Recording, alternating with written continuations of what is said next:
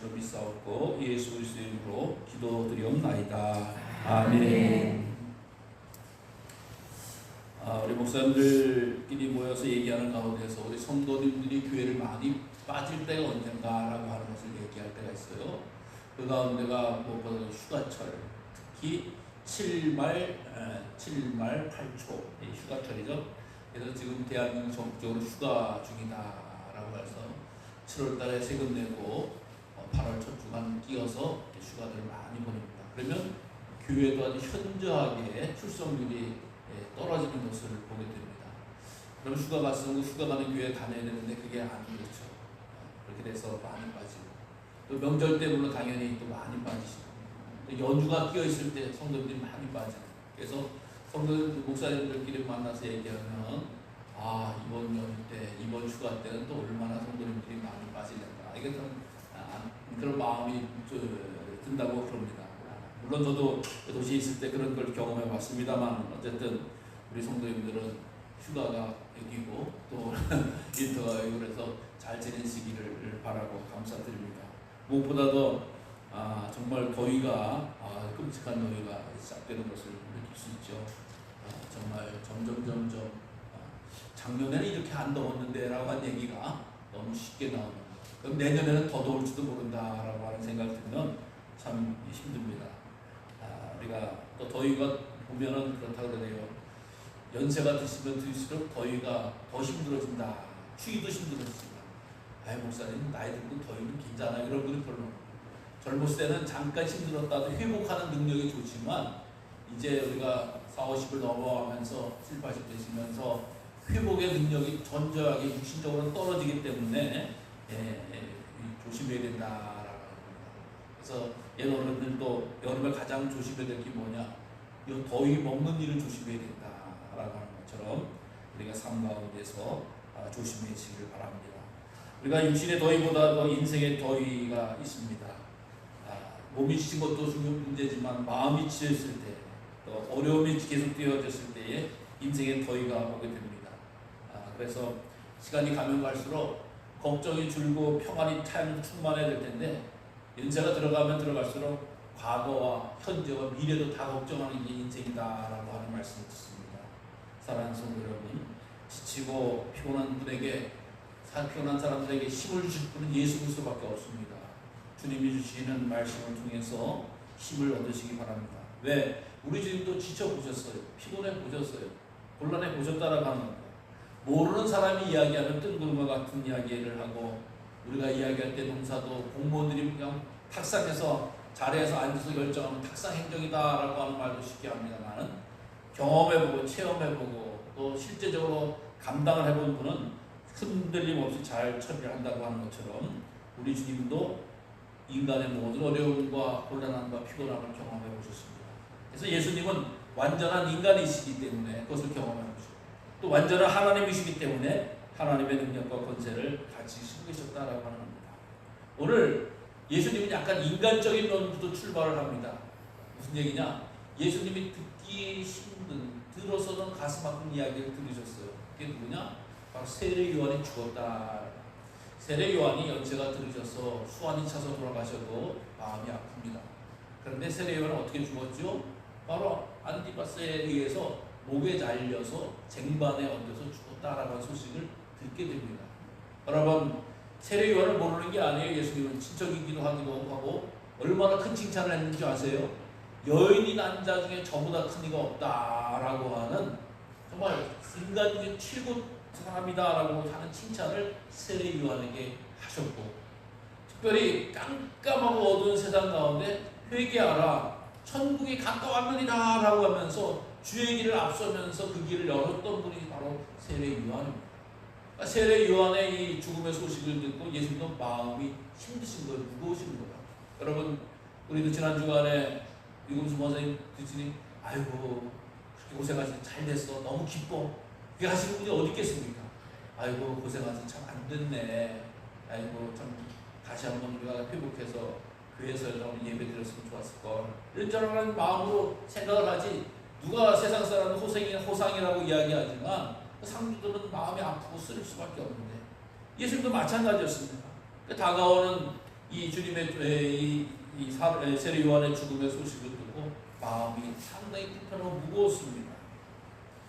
그러면서 이 하나님 나라를 선포해 바쳤던 동지이자 또 형제가 동역자가 그렇기 때문에 좀 더 깊은 곳에 가서 묵상도 하고 기도도 하고 하나님의 음성을 듣고자 빈들 광야로 나가셨다라고 하는 겁니다. 광야.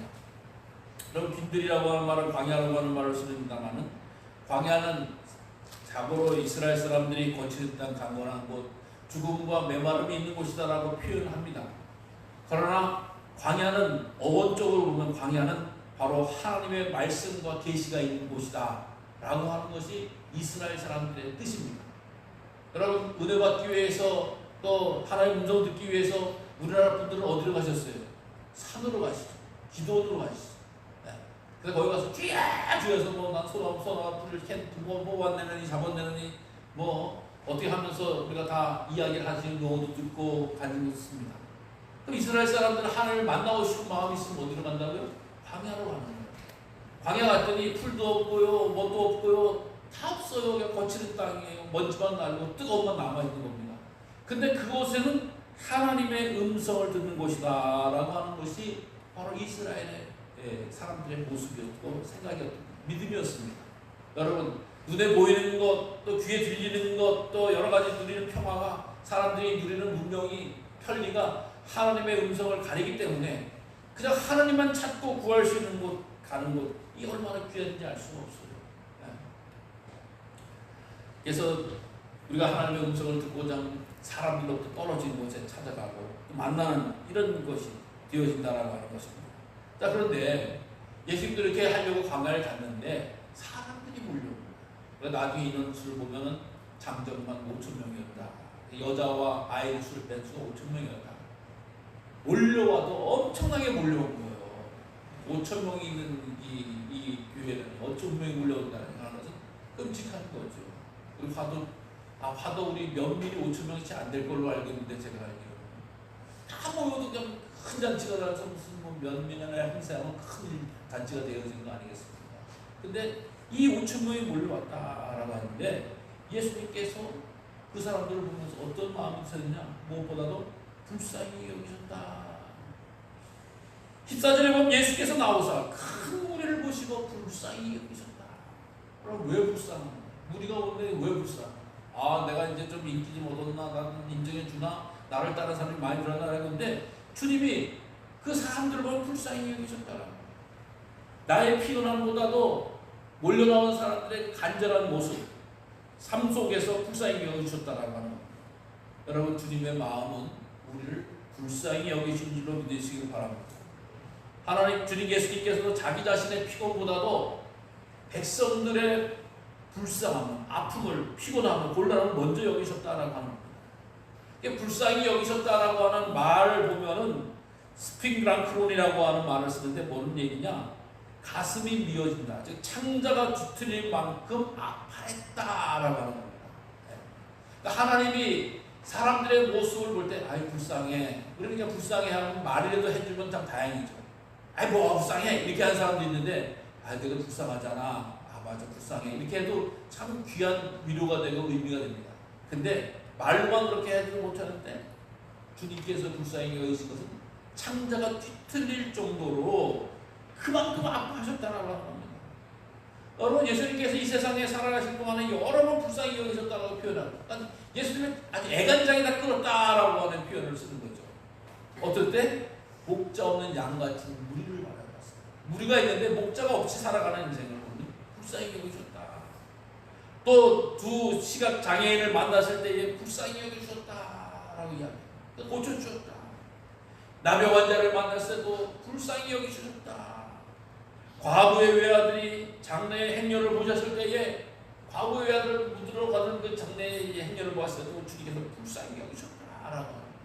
그러니까 주님께서 인간의 삶을 애통하는 마음으로 형제도 자매도 친지도 아니었음에도 불구하고 우리들의 모든 형편과 저주를 보면서 불쌍히 여기시는 주님이시라고 합니다.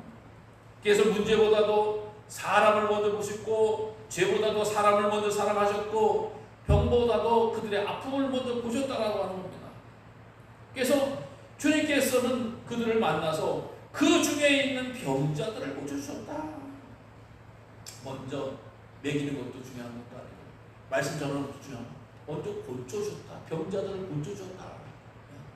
여러분 정말 우리도 안고 계신 질병들이 한두 가지씩 있을 약 드시는 게 한두 가지 있어. 이것 좀 고쳤으면 좋겠다라고 하는. 그러나 이제는 우리가 발달해서 약을 먹으면 다 견딜 수 있고 고칠 수 있는 때는 약 먹고 잘 지내시는 게 좋아요. 안 먹고. 근데 이 당시에 주님 앞에 나왔다라고 하는 병자들은 약으로도 못 고치는 거예요. 의술로도 못 고치는 거예요.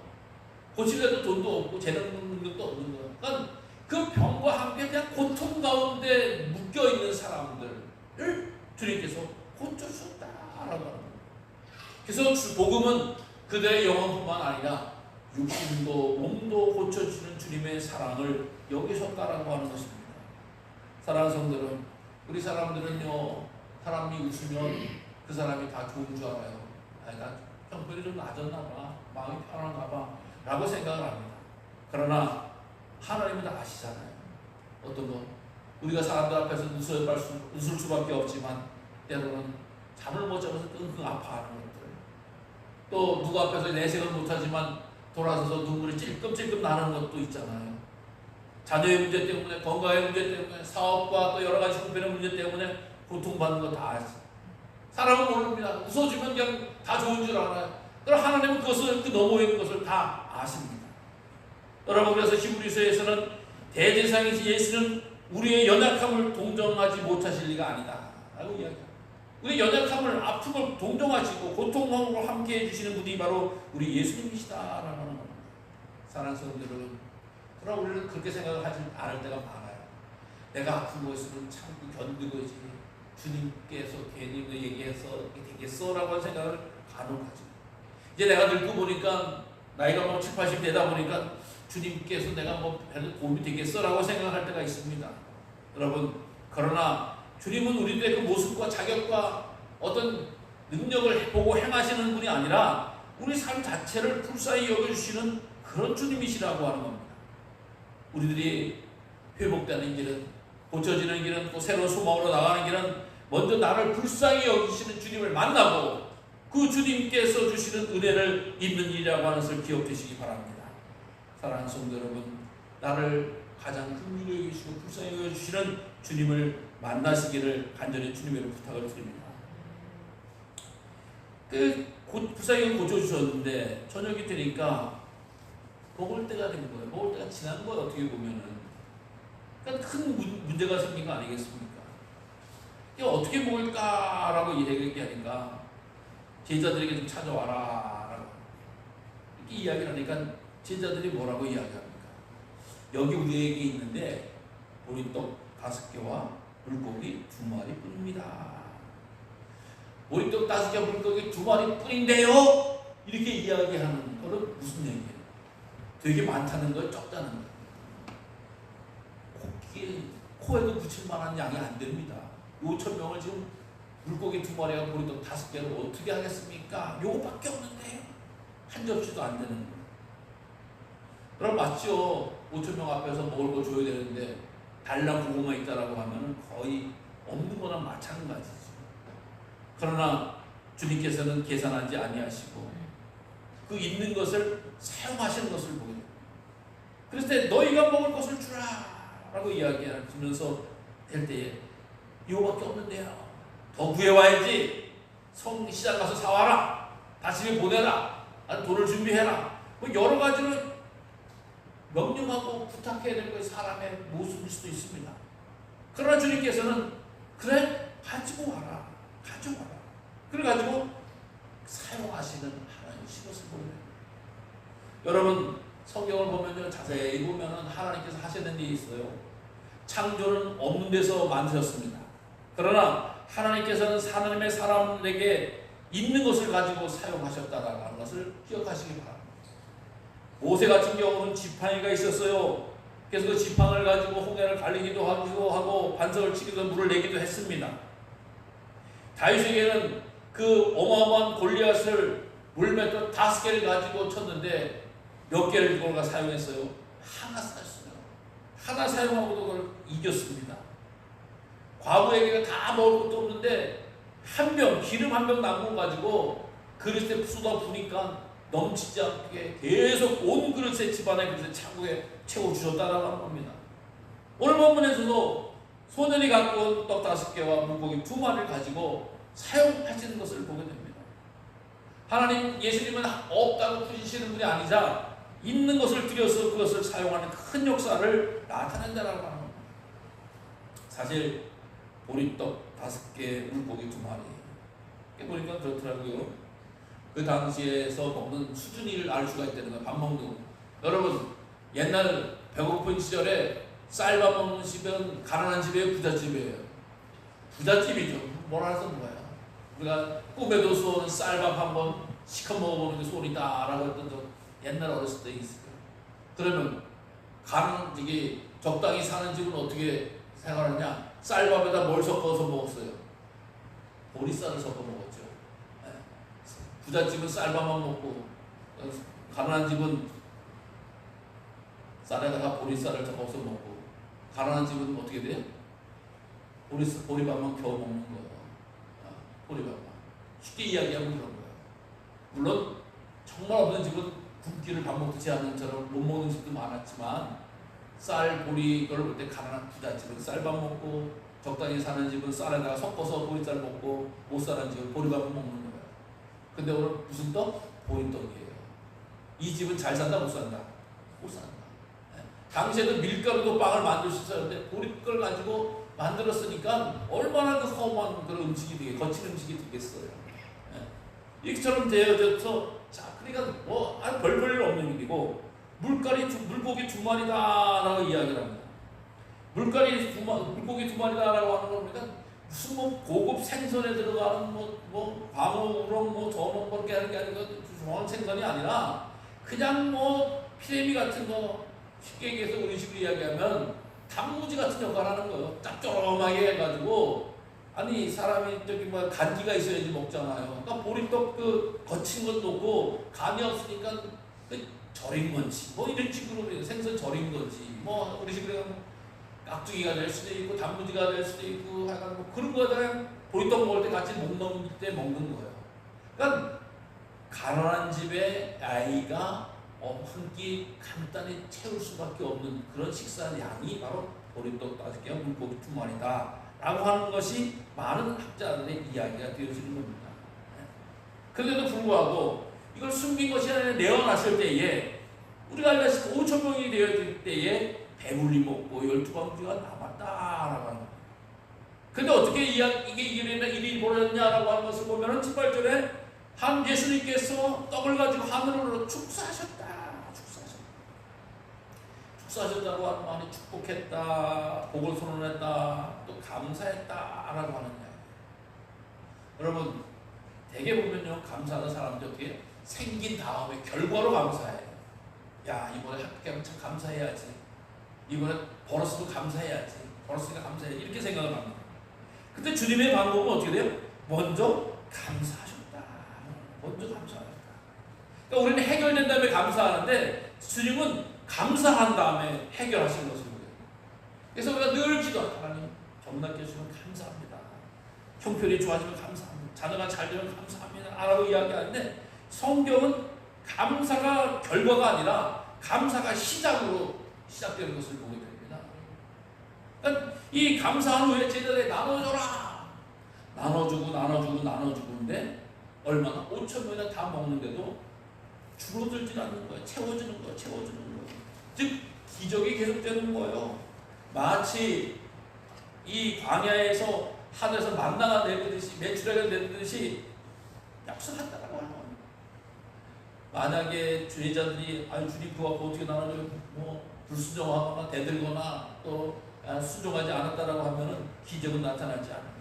그러나 그들 또 따라서 역사하고 또 동참하다 보니까 귀한 기적이 나타났다라고 하는 것입니다.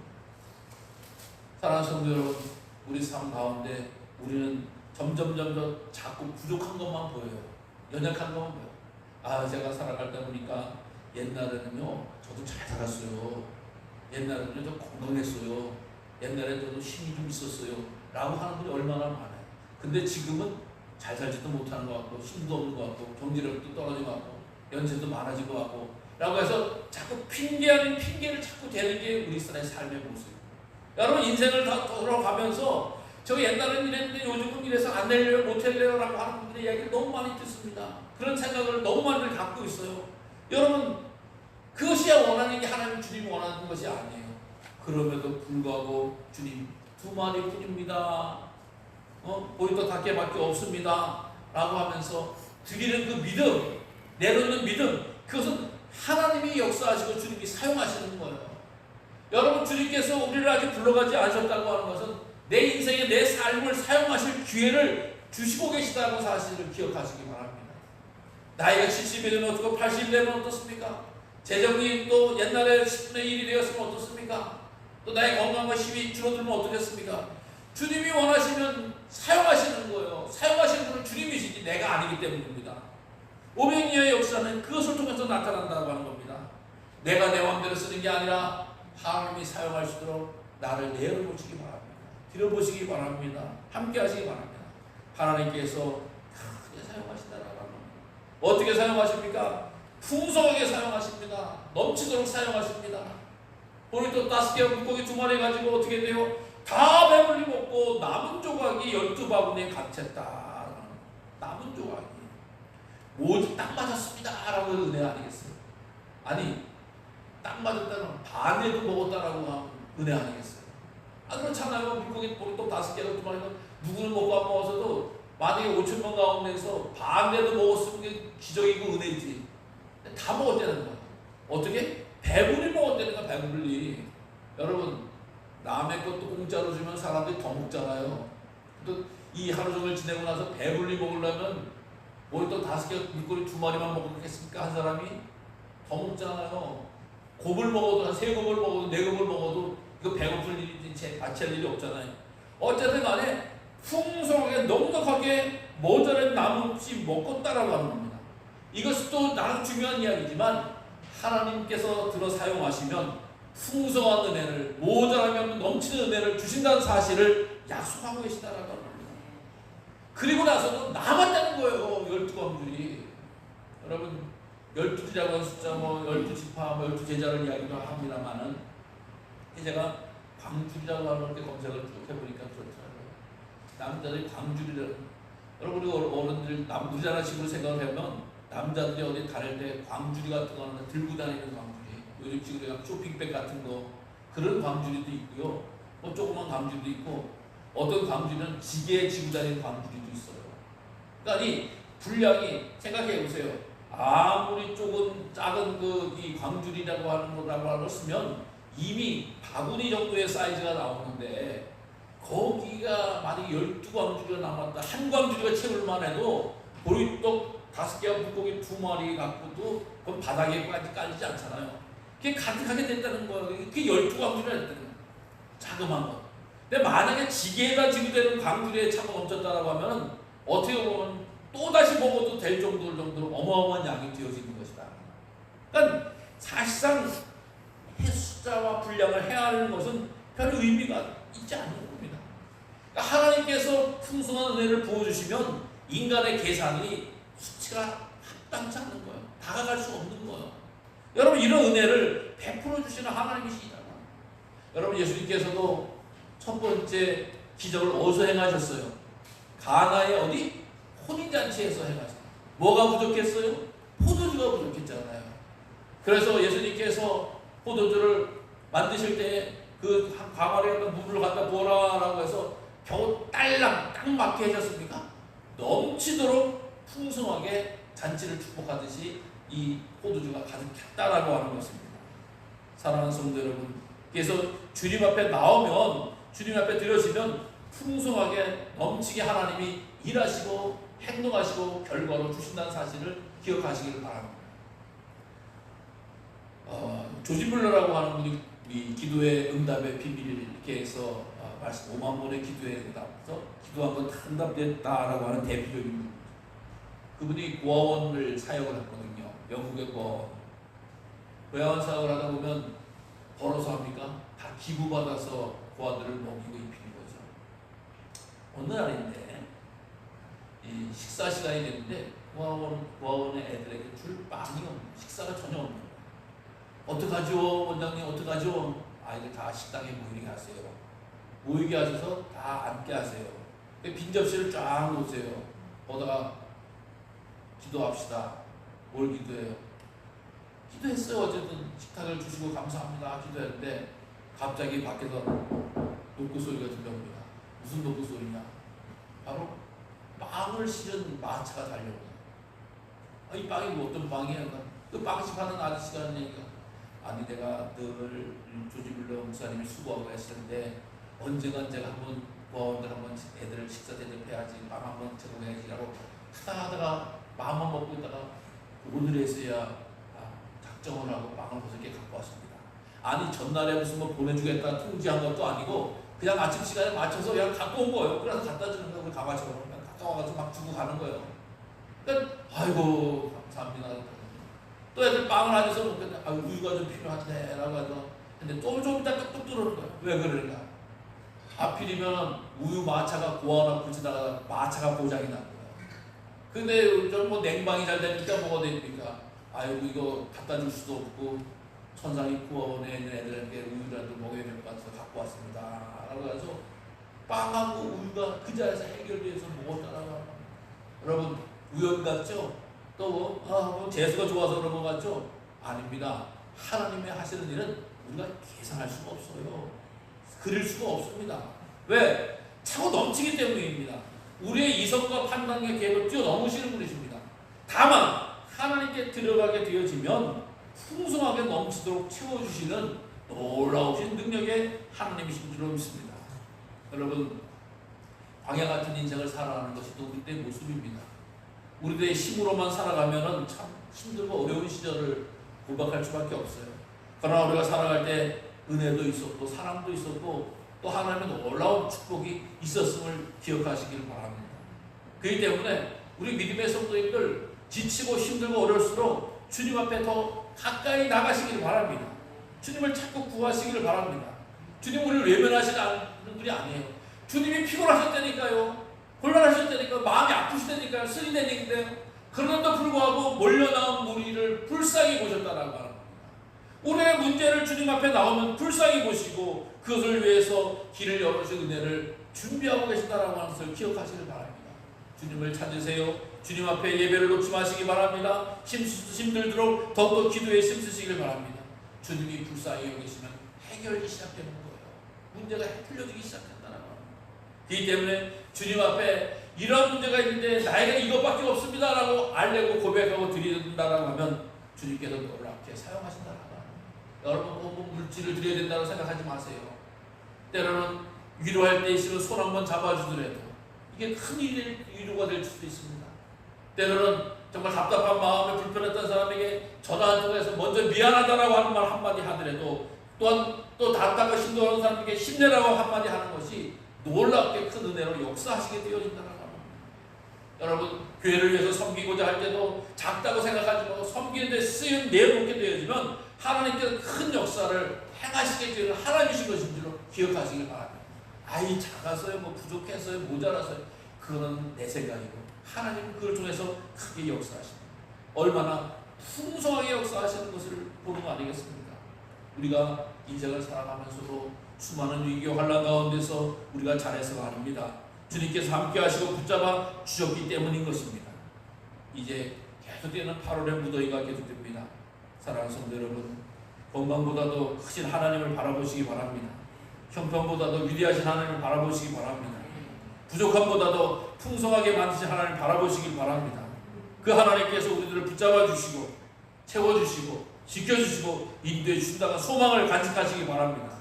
그래서 세상이 주는 불편함을 이기시는 믿음의 성도로 쓰임받을 수 있는 저와 우리 모두가 되어지기를 간절히 주님의 이름으로 축원합니다. 기도하겠습니다.